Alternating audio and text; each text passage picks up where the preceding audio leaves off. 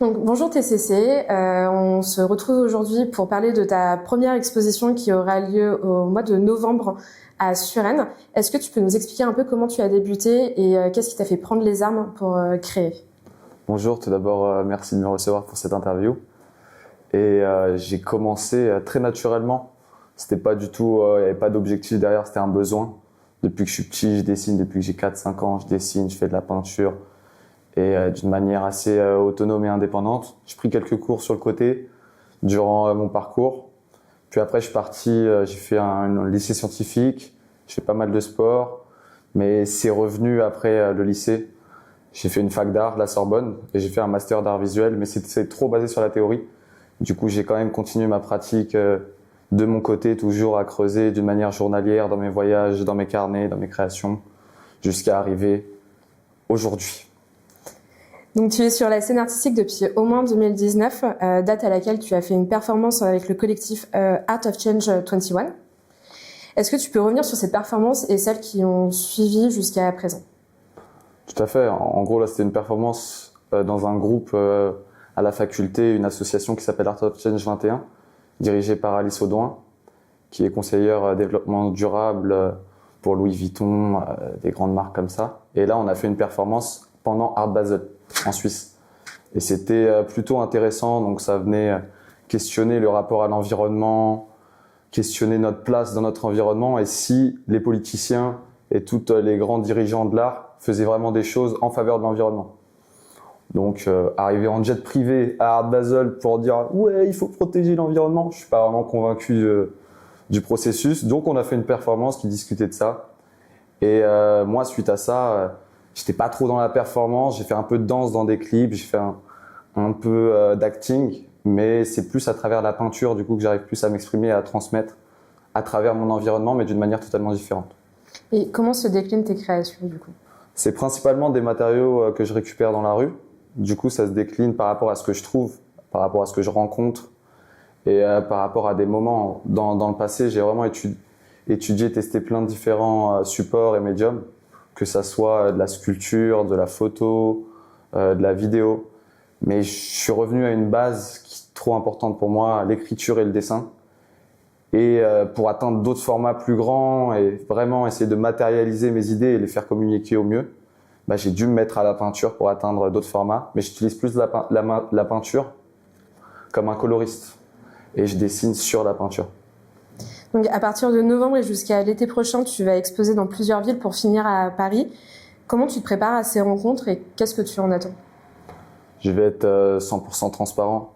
Je suis pas quelqu'un qui se prépare en soi parce que c'est un perpétuel processus et je suis relativement ça fait 20 ans que je dessine, je peins, que je suis dans la mode, dans le décor. Je me ressens pas le besoin de préparer quoi que ce soit. Je produis en permanence et quand il y a un événement, il y a un événement et j'essaye d'être le plus sincère à chaque événement, histoire de capter les retours des gens, d'avoir le plus de données possible et de m'améliorer dans ma pratique. Donc, l'environnement, c'est une cause qui t'inspire. Est-ce que tu peux me dire un peu d'où tu tiens cet engagement et comment ça s'inscrit véritablement dans ce que tu produis? Ça, c'est une question qu'on m'a beaucoup posée et je trouve que c'est pas censé être vraiment un parti pris, quelque chose de complexe de parler. Est-ce que l'environnement dans ton travail, ça a des points de vue écologiques, tout ça. En soi, pour moi, c'est juste être conscient. On est en 2024. On est dans l'anthropocène, on est dans le changement du monde. Si on n'a pas conscience de notre environnement, c'est complètement idiot de dire qu'on est artiste et qu'on vit dans un temps et dans un environnement conscient. C'est complètement faux. Du coup, pour moi, on est obligé de prendre conscience de son environnement et de jouer avec, que ce soit dans le upcycling, que ce soit par rapport aux news. C'est obligé. Sinon, on n'est pas des artistes, pour moi, cohérents. Donc, qu'est-ce que tu choisis de représenter dans ce que tu crées? Principalement des moments de vie. Des choses qui m'ont marqué, que ce soit au niveau émotionnel ou au niveau physique. Du coup, je viens prendre différents symboles, que ce soit principalement, comme je le disais, de mon environnement. Et aussi, vu que j'ai grandi dans un territoire de banlieue, représente 9-2, très très gris, tout est gris, et j'avais besoin de contrebalancer. Vu que j'ai grandi en parallèle dans les fins des années 90-2000, On a grandi avec les inspirations japonaises, donc énormément de couleurs. Donc je viens contrebalancer cette perception toute grise, bétonnée, froide de la banlieue parisienne vers un univers un peu surréaliste, super coloré, qui vient questionner justement notre environnement d'aujourd'hui. Et à travers ce que tu crées, est-ce qu'il y a une cible en particulier que tu souhaites atteindre, qui tu souhaites toucher en fait dans ce que tu fais? C'est une très bonne question. Et par rapport à la cible, techniquement, plus des gens qui sont de base de mon âge ou qui vacillent dans les mêmes âges entre 20 et 35 et 40. Mais c'est aussi des publics, j'ai conscience qu'il faut toucher des publics qui peuvent également investir dans mon travail et me permettre de produire plus et de rendre mon art accessible du coup. Et là, je commence vraiment, vu que je me professionnalise maintenant dans la peinture, dans l'art, qu'il y a un public qui va acheter mon travail, un autre public qui va l'apprécier et le partager. Et le but, c'est que je sois le plus légitime possible afin de le rendre accessible le plus possible aux classes moyennes et populaires. Donc le message que tu souhaites transmettre dans tout ça, c'est que ma pratique se base sur 3 piliers. Et ces 3 piliers sont principalement l'amour, parce que sans amour, on fait rien. Le lien, parce qu'on ne crée rien en ce monde et que tout est une question de lien. Du coup, c'est comment tu mets la force et l'amour à lier les choses.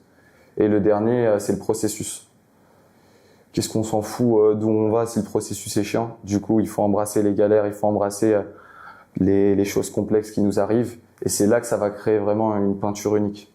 Donc justement, en parlant de processus, comment toi, tu vois ton travail évoluer dans le futur?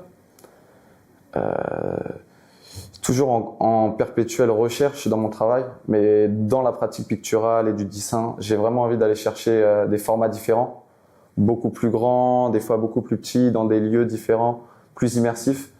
Je fais également de la musique sur le côté, et ça m'intéresse aussi également, donc vraiment envie d'unir cet univers musical, visuel, être encore plus immersif, et de remettre surtout à la page l'art visuel au goût du jour, comme c'était à l'époque.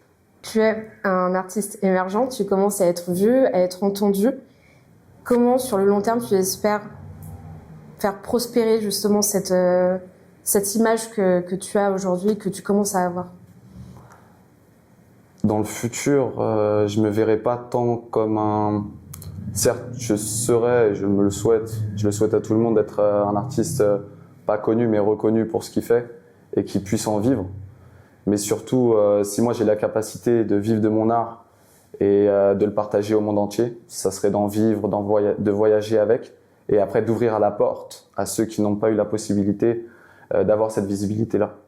Du coup, toutes les personnes qui ont été refusées des institutions, des galeries, et moi je compte leur ouvrir la porte à travers d'autres projets derrière.